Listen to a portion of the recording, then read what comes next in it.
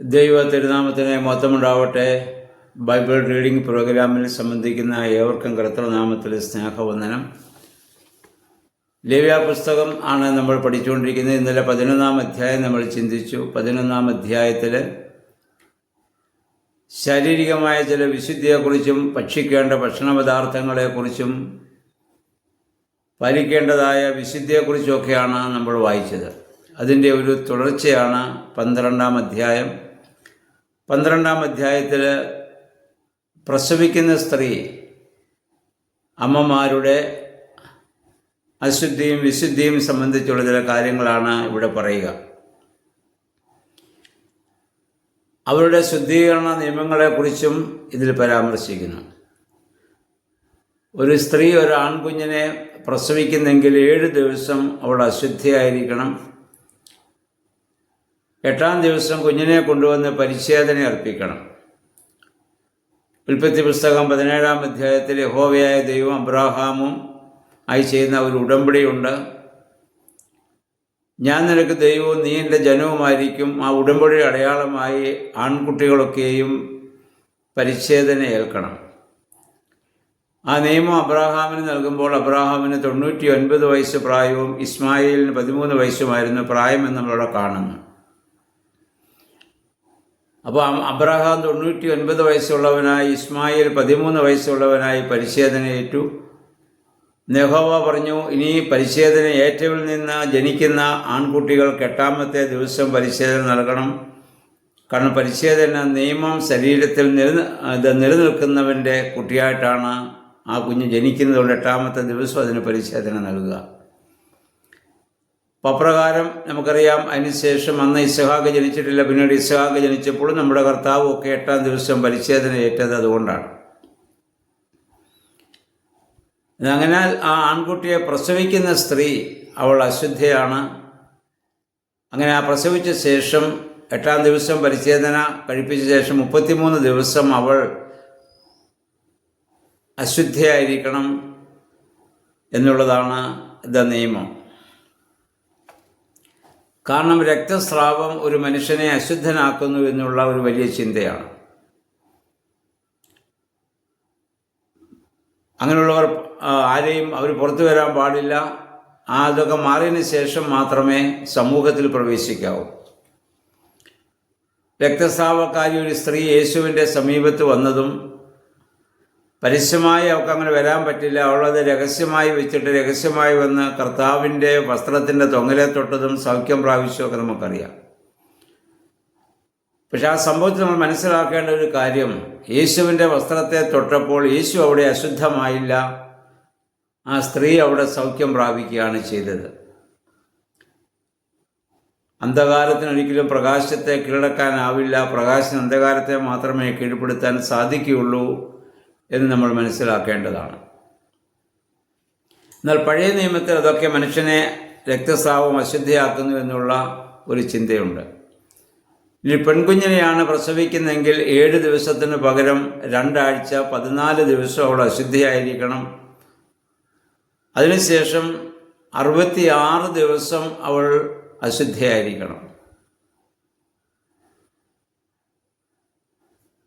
അപ്പം കുഞ്ഞിനെ പ്രസവിക്കുന്നതുമായി ബന്ധപ്പെട്ട കാര്യങ്ങളിലൊക്കെ സ്ത്രീ അശുദ്ധയാകുന്നു എന്നുള്ള ഒരു ചിന്തയുണ്ട്.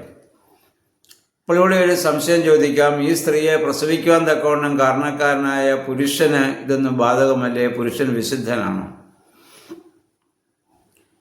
എന്തുകൊണ്ടാണ് പഴയ നിയമത്തിൽ ഇങ്ങനെയൊക്കെ പരാമർശിക്കുന്നത് ചോദിച്ചാൽ അവിടെ ശരീരത്തിൻ്റെ വിശുദ്ധിയെക്കുറിച്ചാണ് കൂടുതൽ പറയുക. സെക്സ് ഈസ് സിൻ എന്നൊരു കൺസെപ്റ്റ് ഓൾഡ് ടെസ്റ്റ്മെൻറ്റിലുണ്ട്. നമ്മൾ ലേവ്യ പുസ്തകം ഇനി 15-ാം അധ്യായത്തിലേക്ക് വരുമ്പോൾ നമുക്കത് കുറേ കൂടെ വിശദമായിട്ട് കാണാൻ പറ്റും. അവിടെ പറയുന്നു, സെമൺ ജാക്കുലേഷൻ സംഭവിക്കുന്ന പുരുഷനും മെൻസ്ട്രുവേഷൻ പീരീഡിലുള്ള സ്ത്രീയും 2 പേരും അശുദ്ധരാണ്.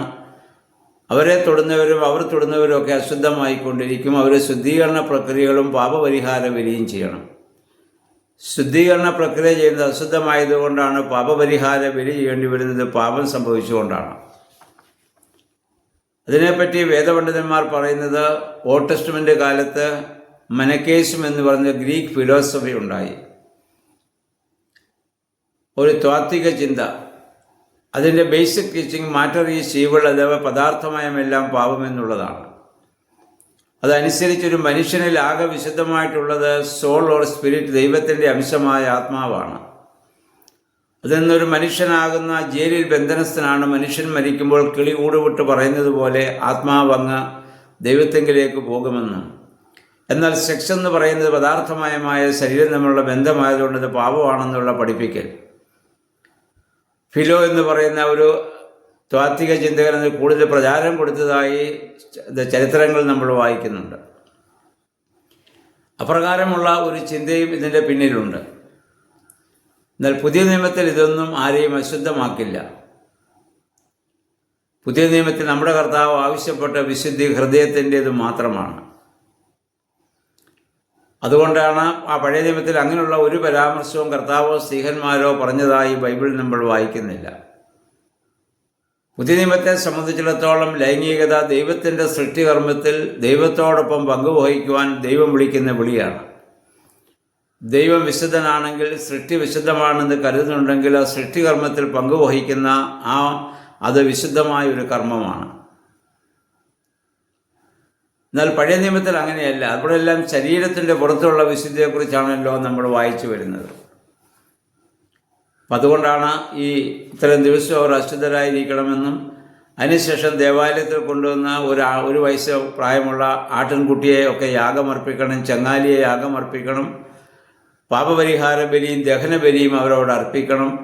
ആട്ടിൻകുട്ടിയെ അർപ്പിക്കാനായിട്ട് അതിനുള്ള വകയില്ലാത്തവർ ചങ്ങാലിയെയും പ്രാവിൻ കുഞ്ഞിനെയും കൊണ്ടുവരണം. ഒന്നിനെ ദഹനബലിയായും മറ്റേതിനെ പാപപരിഹാര ബലിയായും അർപ്പിക്കണം എന്നൊക്കെ നമ്മളിവിടെ വായിക്കുന്നുണ്ട്. അപ്പോൾ നമ്മുടെ പുതിയ നിയമത്തിൽ നമ്മുടെ കർത്താവ് വന്നപ്പോൾ നമ്മുടെ ഹൃദയത്തിൻ്റെ വിശുദ്ധിയാണ് കൂടുതൽ ആവശ്യപ്പെട്ടതെന്ന് നമുക്കറിയാം. അതുകൊണ്ട് എന്തുകൊണ്ടാണ് ഇങ്ങനെയുള്ള സമയങ്ങളിൽ സ്ത്രീകൾ പുറത്തോട്ട് പോകരുത്, സമൂഹത്തിൽ പ്രവേശിക്കുന്നത് പറയാൻ മറ്റൊരു കാരണമാണ് സയൻറ്റിഫിക്കായിട്ട് പറയുന്നത്. അതായത് ഈ സമയത്ത് സ്ത്രീകളുടെ ശരീരം, അവരുടെ ഇമ്മ്യൂണിറ്റി പവർ വളരെ കുറഞ്ഞിരിക്കുന്നൊരു കാലഘട്ടമാണ്, പ്രസവശേഷവും അല്ലെങ്കിൽ ദ്രുതകാലത്തും. ആ സമയത്ത് അവർ പുറത്തോട്ട് പോയാൽ അവർക്ക് രോഗം വരാൻ സാധ്യത കൂടുതലാണ്.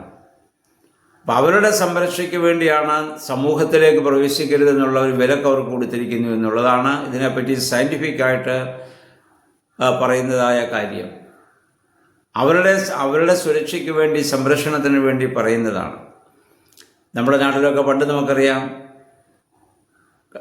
കട്ടിലിരുന്ന് കാലാട്ടരുത് ദോഷമെന്നും